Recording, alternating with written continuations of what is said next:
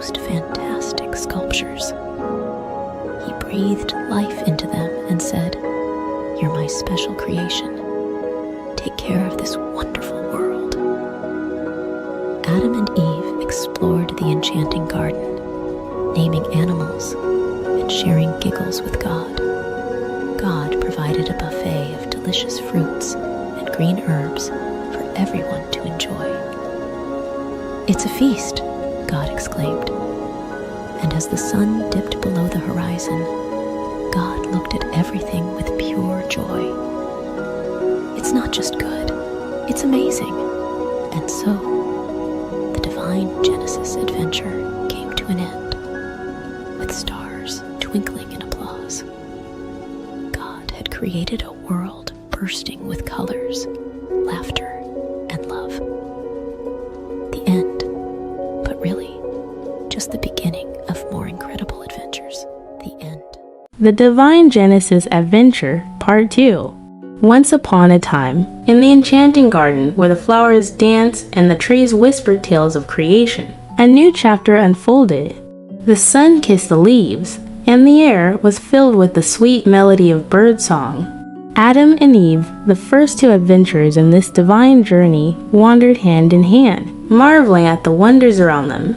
But in the shadows, a cunning serpent slithered. His eyes gleamed with mischief as he approached Eve. Did God truly say, "You shall not eat of every tree of the garden"? The serpent hissed, weaving doubt like a mischievous spell. Eve, with innocence in her eyes, replied, "We may eat the fruit of the trees." But God said, "You shall not eat it, nor shall you touch it, lest you die." The serpent, a master of deception, slyly whispered, "You won't die. God knows that when you eat it, your eyes will open, and you'll be like God, knowing good and evil." Fascinated by the idea of wisdom and knowledge, Eve gazed at the tree. Its fruit looked delicious, pleasing to the eyes, and desirable for gaining wisdom. The serpent's words echoed in her mind, and she plucked the fruit, taking a bite. She then offered it to Adam, and he too took a bite. Suddenly, their eyes were open, and they realized they were naked. Quickly, they sewed fig leaves together to cover themselves, for they felt exposed in the newfound awareness of good and evil. In the cool of the day, they heard the sound of the Lord God walking in the garden. Fearful and ashamed, Adam and Eve hid among the trees. God called, "Where are you?" Adam admitted, "I heard your voice, and I was afraid because I was naked, so I hid." God, in his infinite wisdom, questioned Adam, "Who told you that you were naked? Have you eaten from the forbidden tree?" Adam, unable to bear the weight of his choice, pointed to Eve.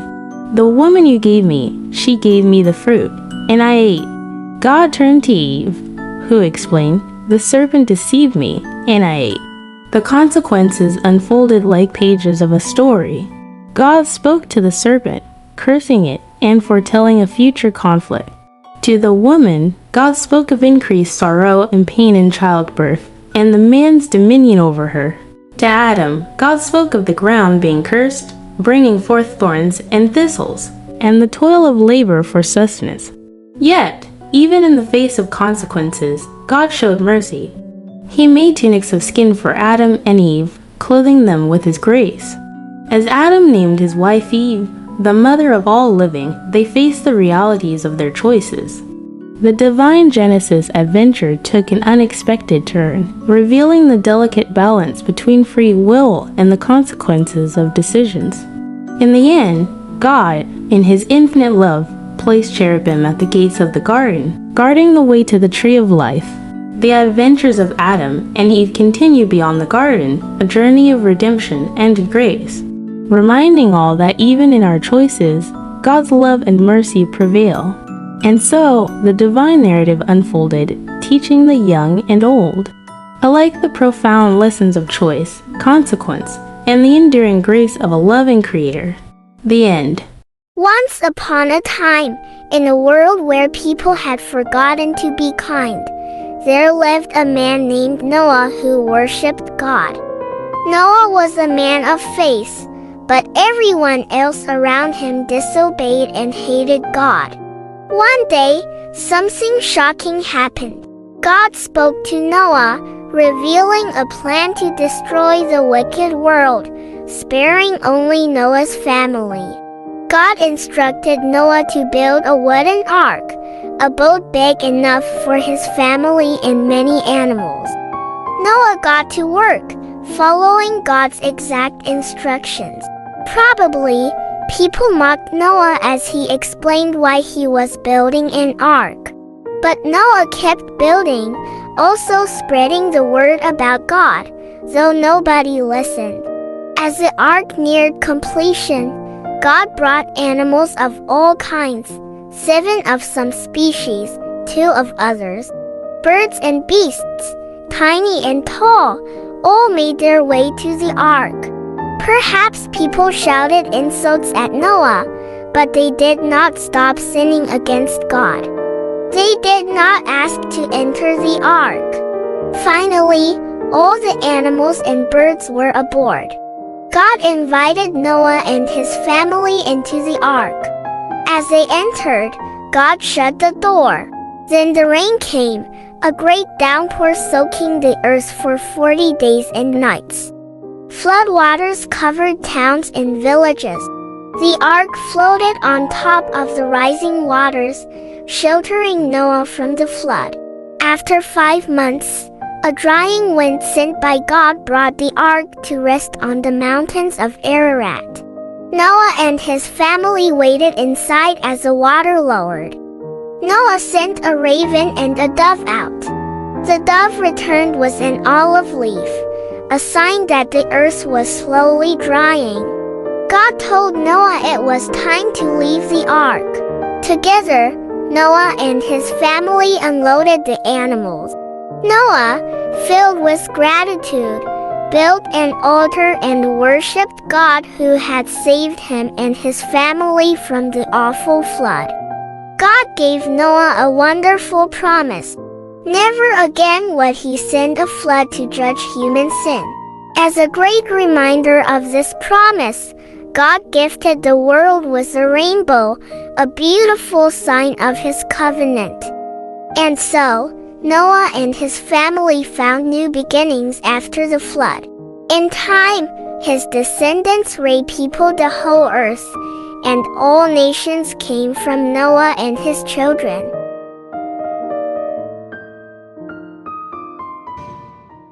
God's promise to Abraham. Long ago, after a big flood washed the earth clean, only Noah and his family were safe on a big boat with lots of animals. When the water went away, people started to build things again. They had a big idea. Let's build a tall tower that touches the sky, right up to the stars. They wanted to stay together and be friends forever. But something magical happened. Suddenly, everyone started speaking in different languages. It was so confusing because nobody could understand each other anymore. So, the people split up, finding new places to live with others who spoke the same language. The big city they left behind was called Babel, which means a big mix-up. Then, in a place called Ur, God talked to a man named Abram. God said, "Abram, go on an adventure to a special land I'll show you." Abram, his wife Sarai, and his nephew Lot packed up and went to a beautiful land called Canaan. Canaan was filled with green fields and clear blue skies. Abram and Lot had so many sheep and cows.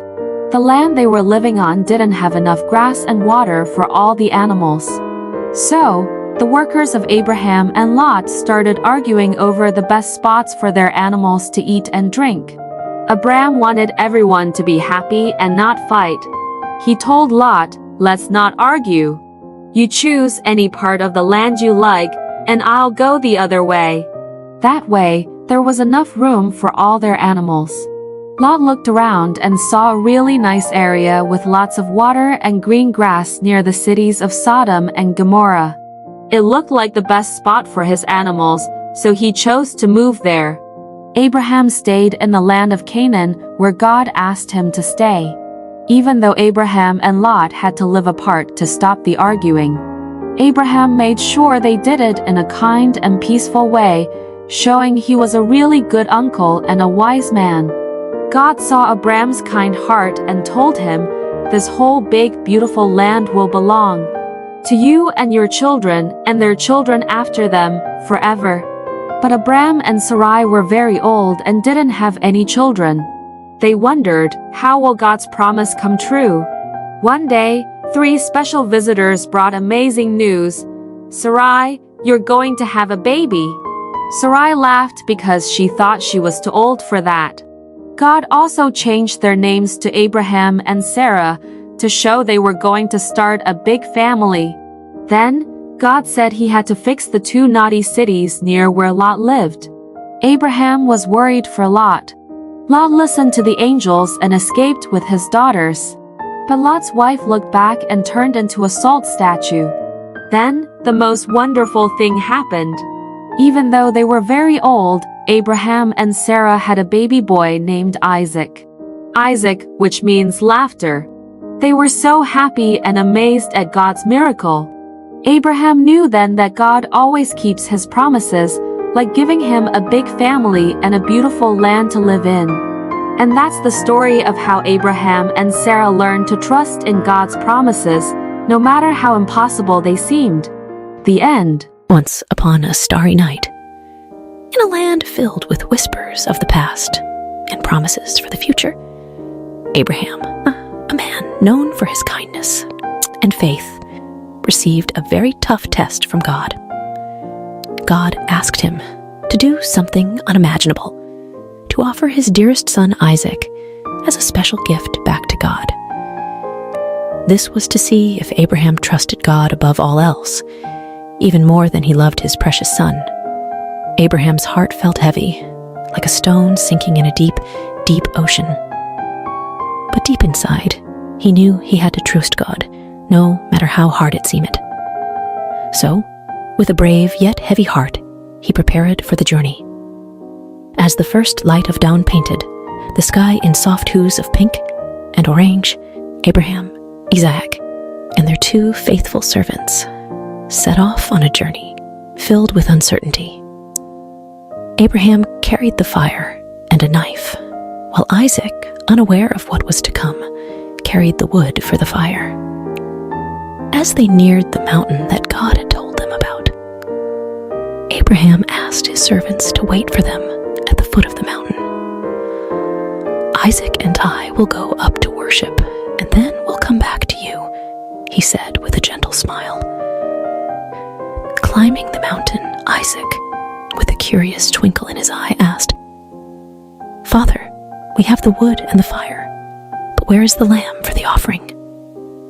Abraham, with a heart full of hope, replied, "My son, God will take care of it. He will provide the lamb for the offering."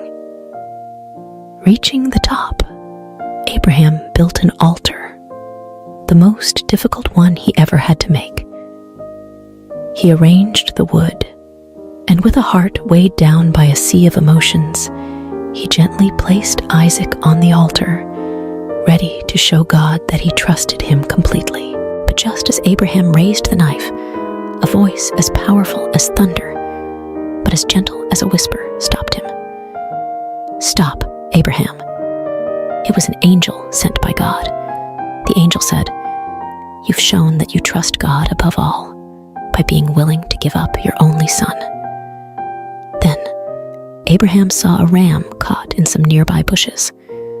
With a heart bursting with relief and gratitude, he untied Isaac, and together they offered the ram to God. It was a moment filled with so much joy and thankfulness. Abraham and Isaac returned home, their bond stronger than ever, their hearts filled with the knowledge that when you trust in God, He always provides, just in the right way and at the right time. And so, under the same stars that had witnessed their journey, Abraham and Isaac found comfort in knowing that no matter what, God's love and care would always guide them, just like it guides us all. The end. The adventure of Abraham and Isaac. A new beginning. Once upon a time, after a big adventure on a mountain, Abraham and his son Isaac were on their way back home. Then, while the stars twinkled like tiny smiles above them, a kind angel came with a message that made their hearts dance. "Abraham," the angel said, "your family will be as numerous as the stars. And guess what? They're going to bring happiness to the whole wide world." It was like a secret promise about a hero who had come from their family tree, someone very special named Jesus. But when they got back home, they found themselves in a very quiet house. Sarah, the laughter and love of their home, had gone on a journey to the stars. Abraham and Isaac felt very sad, missing her warm hugs and bright smile. Abraham had an idea to bring some joy back into their home. He called his most trusted friend, a wise old servant, and gave him a very important mission. "It's time for Isaac to find a companion, someone to share stories and dreams with," Abraham said. "Please find a kind lady from our family for Isaac." The servant set off on his camels, hoping for a little help from the stars. As he reached a faraway land, he made a wish. "Let the right lady be the one who offers water to my thirsty camels." It wasn't just any wish. It was a special kind of hope that only the kindest hearts could fulfill. Like a scene from a beautiful story, along came Rebecca with a smile as bright as the dawn. She saw the camels, tired and thirsty, and offered them cool, refreshing water. The servant's eyes sparkled with joy. "This must be the one," he thought. She was kind, just like the wish.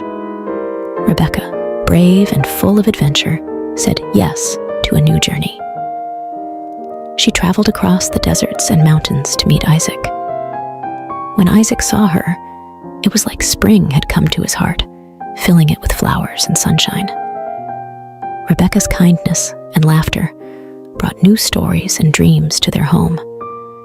Isaac and Rebecca, hand in hand, started a wonderful adventure together, full of love and promise. And so, the story of Abraham, Isaac, and now Rebecca reminds us all. After every big adventure, after every sad goodbye, there's always a new beginning, a chance for love and joy to grow again, just like the stars that twinkle in the night sky. The end. Jacob and Esau, a story of brothers and forgiveness. Once upon a time, in a land of ancient wonders, Isaac and Rebekah were blessed with not one, but two sons at the same time. These were no ordinary boys. They were twins named Jacob and Esau.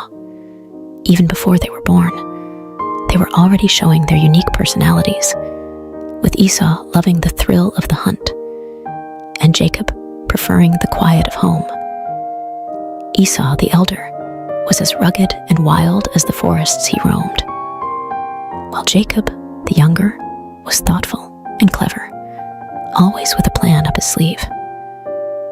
Their parents loved them dearly, but each had a favorite, which brewed a little competition between the brothers. One day, as Esau returned from his adventures, famished and weary, Jacob saw an opportunity. He offered Esau a simple meal in exchange for his birthright, the special status of the firstborn. Esau, thinking little of the future, agreed. This moment would change the course of their lives in ways they couldn't imagine. As the boys grew, so did their rivalry, especially when it came time for their father Isaac to bestow his special blessing. Rebekah, who adored Jacob, devised a plan to ensure her favorite son received this honor. With a bit of disguise and a daring heart, Jacob tricked his father and received the blessing meant for Esau. Realizing the deception, Esau was heartbroken and filled with anger. To protect Jacob from Esau's wrath, Rebekah sent him far away to her brother Laban's house, hoping that time would heal the rift between her sons. Jacob's journey was not easy. He worked tirelessly for Laban, enduring trickery and toil, all for the love of Rachel, Laban's daughter. Yet, through these trials, Jacob grew wiser and kinder, learning the value of honesty and hard work. Years passed, and God called Jacob to return home, but the thought of facing Esau filled Jacob with dread. What if Esau still harbored anger and sought revenge? Nevertheless, Jacob set out, hoping for forgiveness. As Jacob neared his homeland, he prepared for the worst. But to his surprise, Esau greeted him not with anger, but with open arms. The brothers embraced, their past grievances washed away by tears of joy. It was a moment of true reconciliation, proving that love can overcome the deepest divides. Together again, Jacob and Esau showed us that it's never too late to mend broken bonds, and that forgiveness is one of the greatest gifts we can offer. The end. Joseph's journey, from dreamer to dreamkeeper. In a land where families were as vast as the stars, Isaac's heart was full of joy as his son Jacob returned home. Even Esau, who once harbored anger, welcomed Jacob with open arms. But not all was peaceful, for Jacob's sons felt a storm brewing in their hearts, troubled by their younger brother Joseph, who was clearly the apple of their father's eye. Joseph, with his bright, colorful coat, a gift from Jacob, was a dreamer. His dreams, however, sparked flames of jealousy among his brothers. In one dream, Joseph saw his own sheaf of grain standing tall, while his brother's sheaves bowed down to it. In another, the sun, moon, and even the stars bowed before him. These dreams whispered of a future where Joseph would rise above them all, even his parents and brothers. One day, Jacob sent Joseph to check on his brothers in the fields. As he approached, their jealousy turned to dark whispers of getting rid of the dreamer. Reuben, the eldest, suggested they put Joseph in a pit instead, secretly planning to save him later. But while Reuben was away, a caravan heading to Egypt appeared. Judah, another brother, proposed they sell Joseph instead of harming him directly. And so, for 20 pieces of silver, Joseph's fate was sealed, and he was taken far from his homeland, his heart heavy with sorrow and fear. The brothers deceived their father, presenting Joseph's colorful coat, now stained with goat's blood, letting Jacob believe his beloved son was gone forever. Jacob's grief was a deep well of sorrow, with no one able to console him. Meanwhile, in Egypt, Joseph found himself a slave in Potiphar's house. Despite his hardships, Joseph's diligence and trust in God shone brightly, earning him Potiphar's favor and the position of chief servant. But just as things seemed to be looking up, Joseph faced a new trial. Potiphar's wife, with dishonest intentions, falsely accused Joseph, leading to his unjust imprisonment. Even in the depths of a dungeon, Joseph's spirit remained unbroken. He understood that through all trials, honoring God was his true strength, a beacon of hope that illuminated even the darkest of places. The end. Joseph's journey from prison to palace. Once upon a time in a far-off land called Egypt, Joseph found himself in a dark prison, wrongly accused by Potiphar, his former master. But even in such a grim place, Joseph's kindness and helpful nature shone bright. The wardens saw something special in Joseph and trusted him to help organize prison life, making it a better place for everyone. One day, Joseph noticed two new prisoners looking particularly downcast. They were the king's baker and butler, troubled by dreams they couldn't understand. Joseph, with his unwavering faith, assured them, "God can reveal what your dreams mean. Tell me about them." To the butler, Joseph predicted a return to Pharaoh's favor in just 3 days and asked to be remembered. To the baker, however, Joseph had to deliver some unfortunate news. Just as Joseph had said, the butler was restored to his position, but he forgot about Joseph, leaving him in prison. Time passed until one day, Pharaoh himself was troubled by a mysterious dream. Remembering Joseph's gift, the butler finally spoke up, leading to Joseph's summoning. Standing before Pharaoh, Joseph humbly explained that the dream foretold 7 years of abundance, followed by 7 years of famine. He advised Pharaoh to store food during the good years to prepare for the tough times ahead. Impressed by Joseph's wisdom and his clear connection to God, Pharaoh declared, "You will take charge in Egypt, second only to me." And so, Joseph went from prison to palace, overseeing the land's preparations for the coming famine.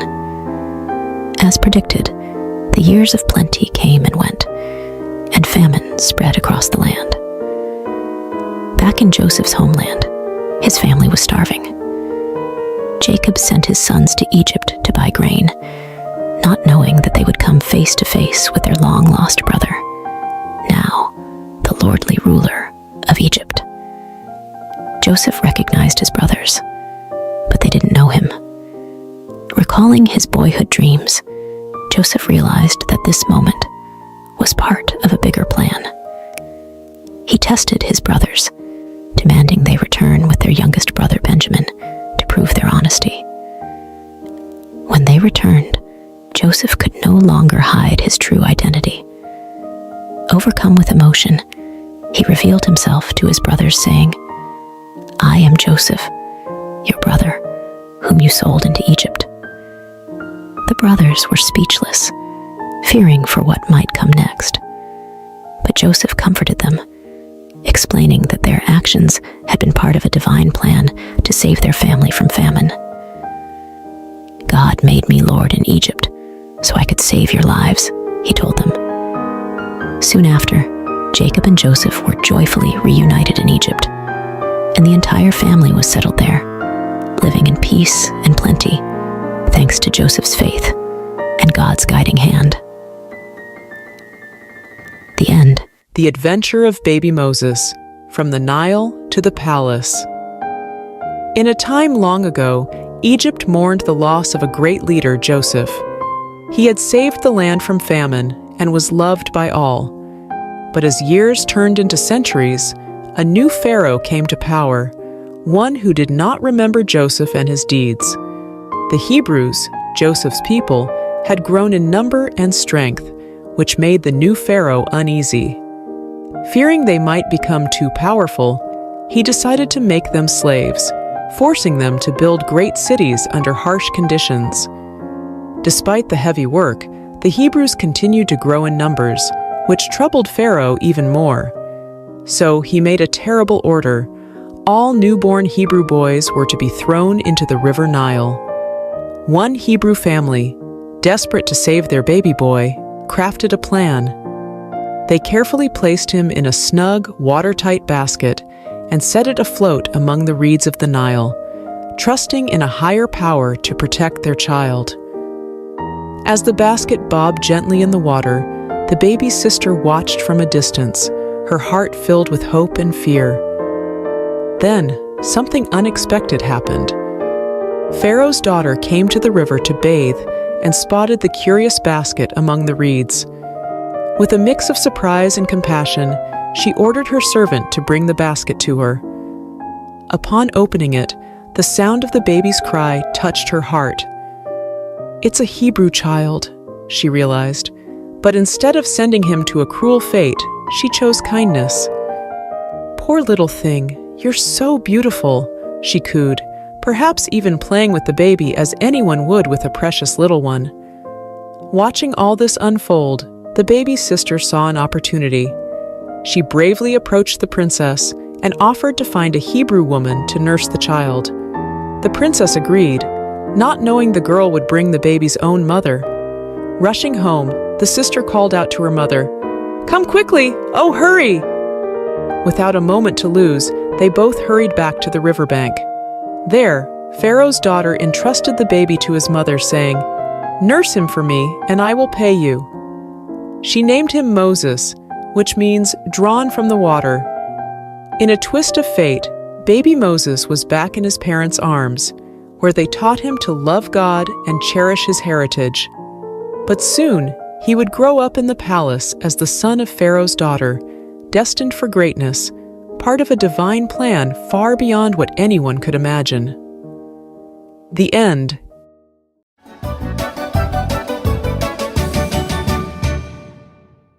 Moses, from prince to leader. Long ago in Egypt, Moses, a prince raised in Pharaoh's palace, faced a moment that would change his life. Despite his royal upbringing, Moses never forgot he was a Hebrew at heart.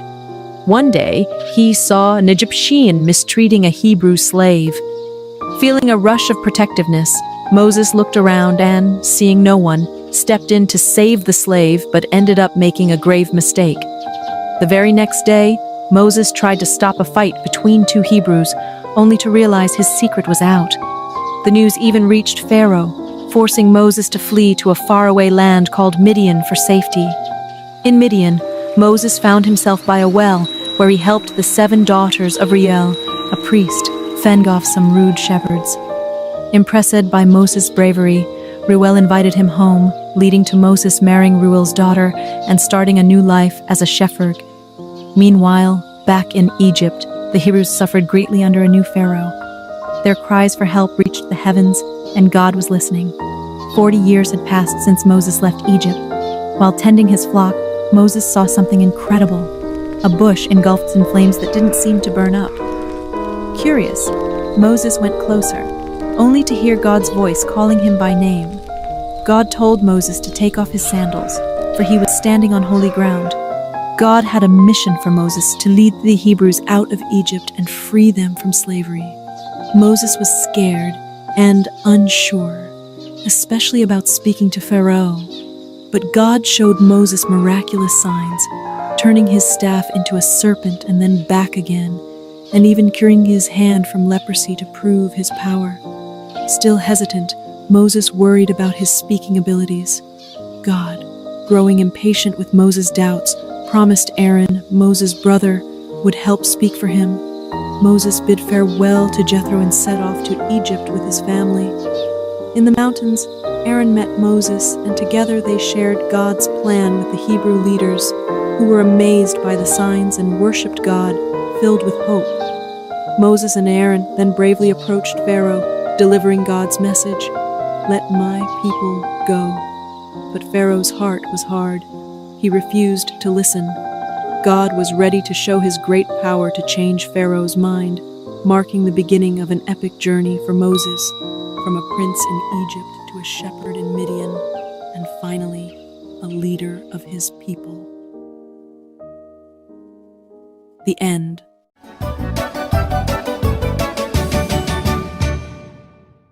Moses, from prince to leader. Long ago in Egypt, Moses, a prince raised in Pharaoh's palace, faced a moment that would change his life. Despite his royal upbringing, Moses never forgot he was a Hebrew at heart. One day, he saw an Egyptian mistreating a Hebrew slave. Feeling a rush of protectiveness, Moses looked around and, seeing no one, stepped in to save the slave but ended up making a grave mistake. The very next day, Moses tried to stop a fight between two Hebrews, only to realize his secret was out. The news even reached Pharaoh, forcing Moses to flee to a faraway land called Midian for safety. In Midian, Moses found himself by a well, where he helped the 7 daughters of Reuel, a priest, fend off some rude shepherds. Impressed by Moses' bravery, Reuel invited him home, leading to Moses marrying Reuel's daughter and starting a new life as a shepherd. Meanwhile, back in Egypt, the Hebrews suffered greatly under a new Pharaoh. Their cries for help reached the heavens, and God was listening. 40 years had passed since Moses left Egypt. While tending his flock, Moses saw something incredible: a bush engulfed in flames that didn't seem to burn up. Curious, Moses went closer, only to hear God's voice calling him by name. God told Moses to take off his sandals, for he was standing on holy ground. God had a mission for Moses to lead the Hebrews out of Egypt and free them from slavery. Moses was scared and unsure, especially about speaking to Pharaoh. But God showed Moses miraculous signs, turning his staff into a serpent and then back again, and even curing his hand from leprosy to prove his power. Still hesitant, Moses worried about his speaking abilities.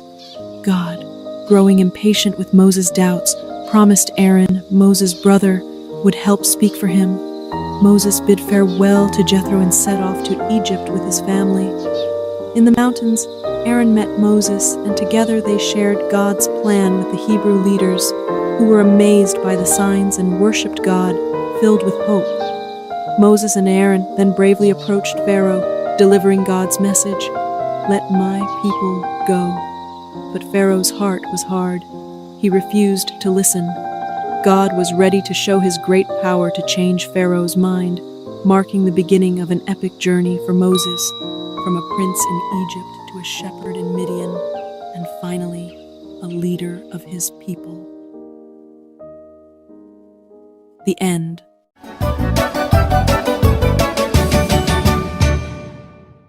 The Great Escape, Moses and the Miraculous Exodus. In the heart of ancient Egypt, where the Nile flows like a lifeline, through the desert a story unfolded that would be told for generations.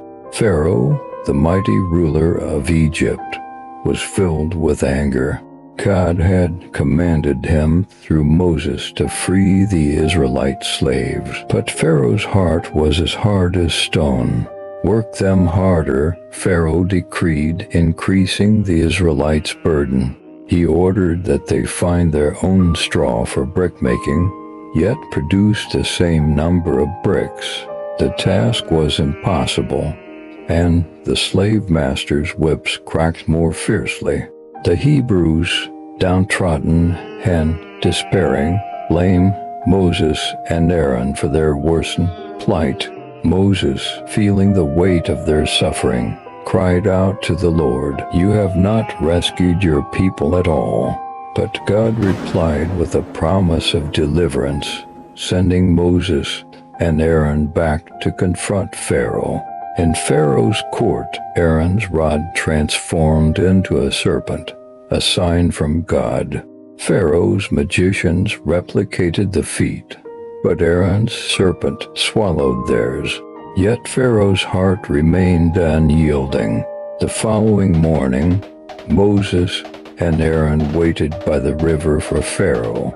With a divine command, Aaron turned the Nile's waters into blood, but Pharaoh's heart hardened further, refusing the Israelites' release.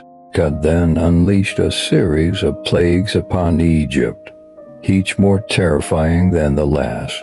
Frogs invaded every crevice of the Egyptians' homes, but Pharaoh's promises to release the slaves were empty. Lice tormented both man and beast, and swarms of flies filled the air. Livestock perished, boils afflicted the Egyptians, and locusts devoured the land's greenery. Darkness enveloped Egypt for 3 days, yet Pharaoh's resolve did not falter. God's final, most grievous plague was to strike at midnight, claiming the firstborn of Egypt. The Israelites were spared, marking their doorposts with lamb's blood as a sign for the angel of death to pass over their homes. That night Egypt wailed as the firstborn were lost. Pharaoh, broken and defeated, urged Moses to take the Israelites and leave. With haste, the Israelites journeyed beyond Egypt's borders, marking the end of their 430 years of bondage. Guided by a pillar of cloud by day and a pillar of fire by night, they embarked on a journey to freedom. But Pharaoh's resolve wavered once more. Gathering his army, he pursued the Israelites, trapping them between the cliffs and the sea. In this moment of despair, Moses assured the people, "The Lord shall fight for you." As Moses stretched out his hand over the waters, a great miracle occurred. God parted the Red Sea, providing a path of salvation for his people. The Israelites crossed safely, but as Pharaoh's army followed, the waters crashed down, swallowing the might of Egypt. On that day, Pharaoh learned the power of Israel's God, the Lord over all. The Israelites' journey from slavery to freedom was a testament to faith, courage, and the unyielding power of God. Goodbye, Pharaoh, for the God of Israel had triumphed, leading his people to a new dawn. And so the story of Moses and the Israelites' exodus remains a beacon of hope and faith.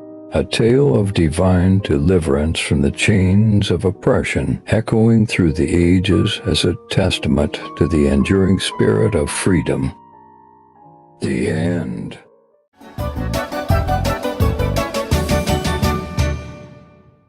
"40 Years of Faith, the epic journey from Egypt to Canaan."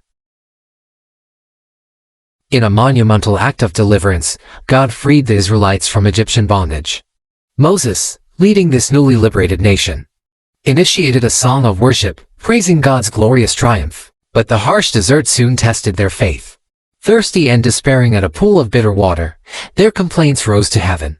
Yet God responded with kindness, transforming the water into a refreshing drink. Their complaints didn't cease there. Reminiscing the food in Egypt, they lamented their fate in the desert. But God's providence was unwavering. Quails by evening and heavenly manna each morning became their sustenance. This manna, a sweet reminder of God's care, required trust in daily provision. Yet, some hoarded, only to find their stash spoiled. Except on the Sabbath, teaching a profound lesson in obedience and rest. God's protection extended beyond their basic needs. When the Amalekites attacked, victory was theirs as long as Moses held high the rod of God. This divine partnership was further solidified when God proposed a covenant, making them his special people, an offer they eagerly accepted. At Mount Sinai, Moses received the 10 Commandments, direct instructions on living a life aligned with God's will. But in a grave turn of events, the Israelites fashioned and worshipped a golden calf, inciting divine and mortal wrath. The shattered tablets symbolized broken fidelity. Yet God, in his mercy, renewed the covenant and instructed the construction of the tabernacle, a sacred space signifying his constant presence. As they approached Canaan, the land of promise, spies were sent to survey. Despite the land's bounty, only Joshua and Caleb trusted in God's victory. The majority succumbed to fear, their disbelief poisoning the entire community's faith, leading to a decree from God, a 40-year odyssey in the wilderness. A period of wandering reserved for a generation that witnessed miracles but harbored disbelief. This story, spanning from Exodus 15 to Numbers 14, not only recounts a physical journey but also charts a spiritual expedition of a nation learning to trust and obey their omnipotent, omnibenevolent God. The end.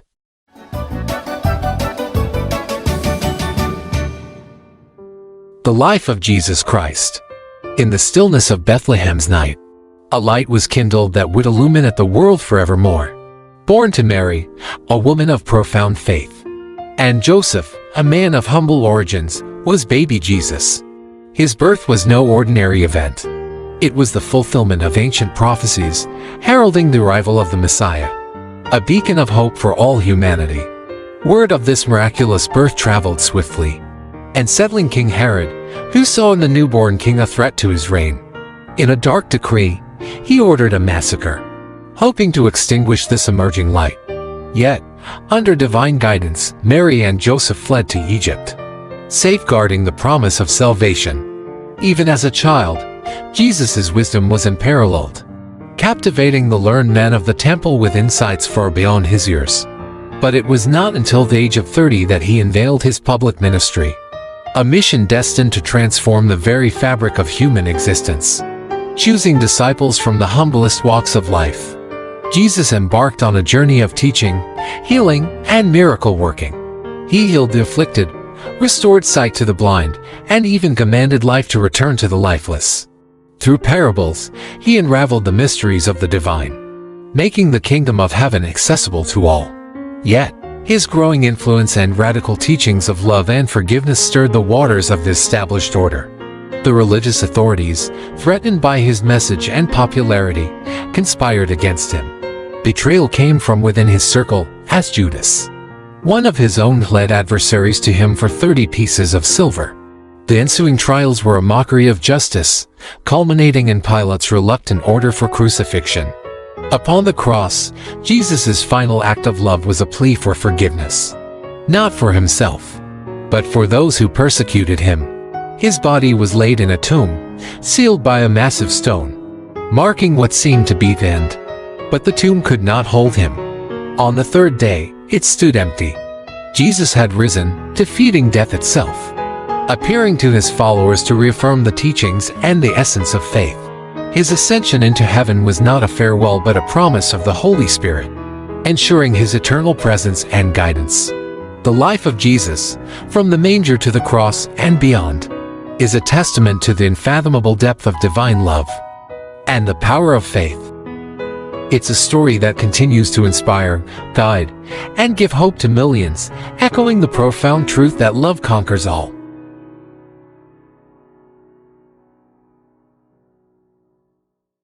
Joshua and the walls of Jericho.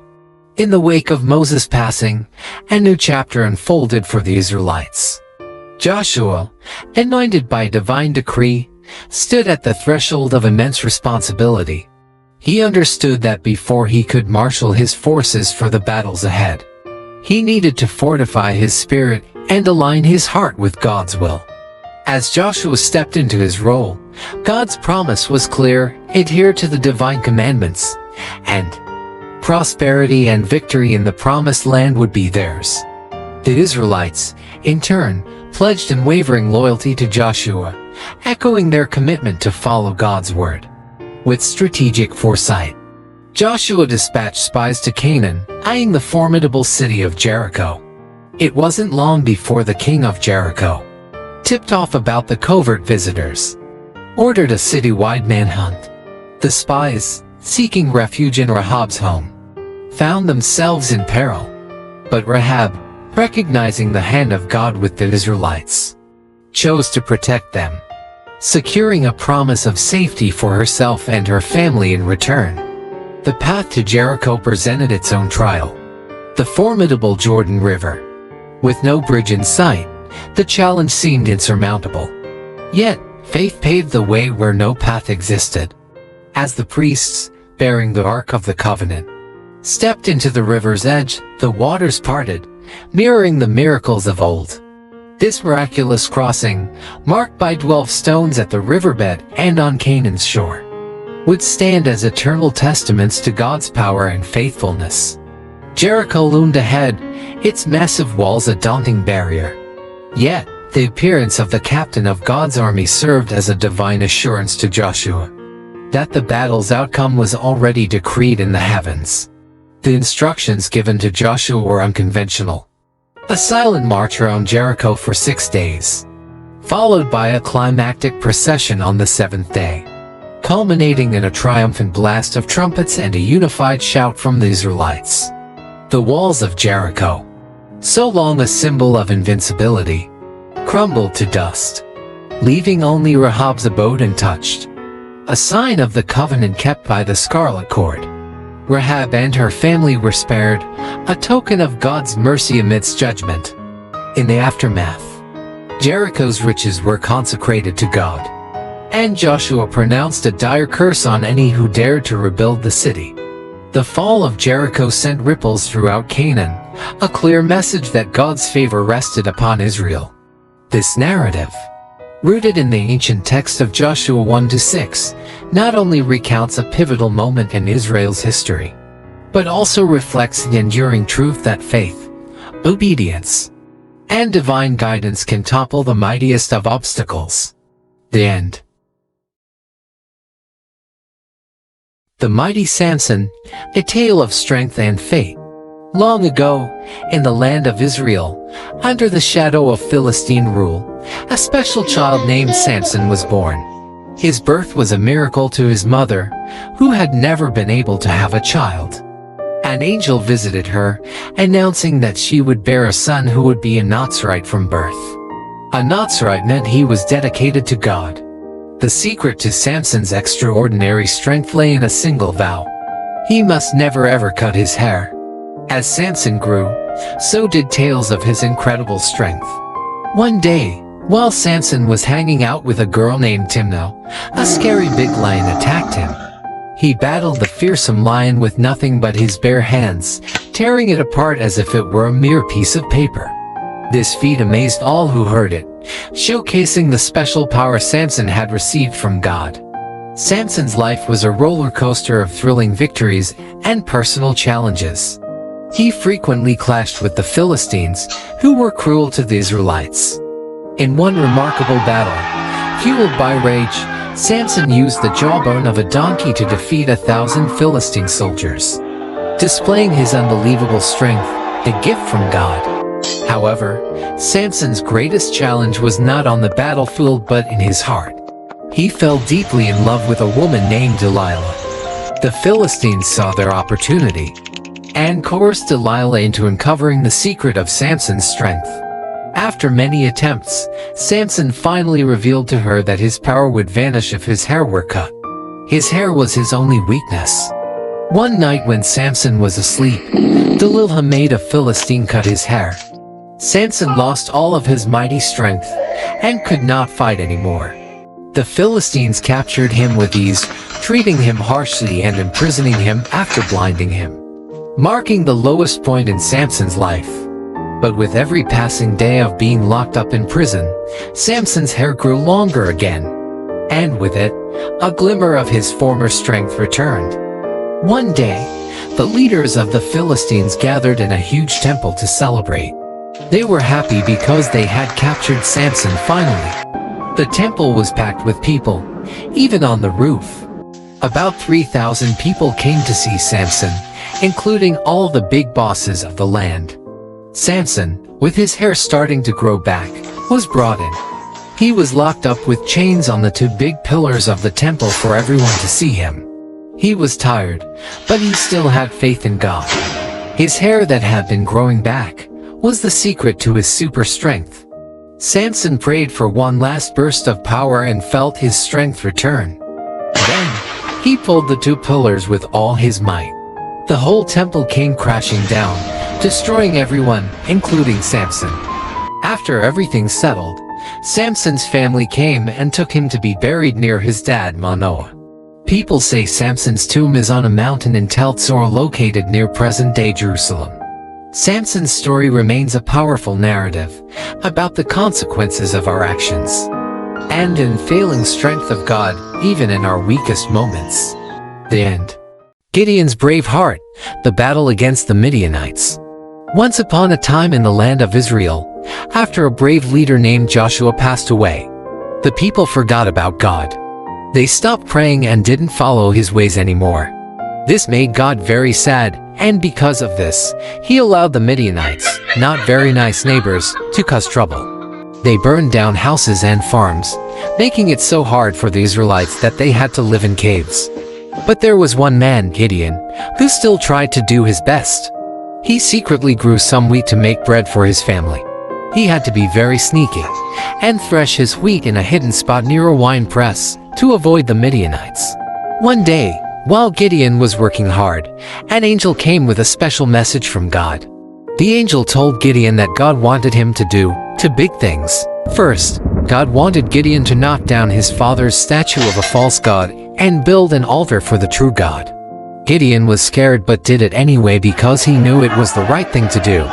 The second thing was even scarier. God wanted Gideon to lead an army against the Midianites. Gideon couldn't believe it. Me, lead an army, he thought. So, he asked God for a sign to make sure God was really with him.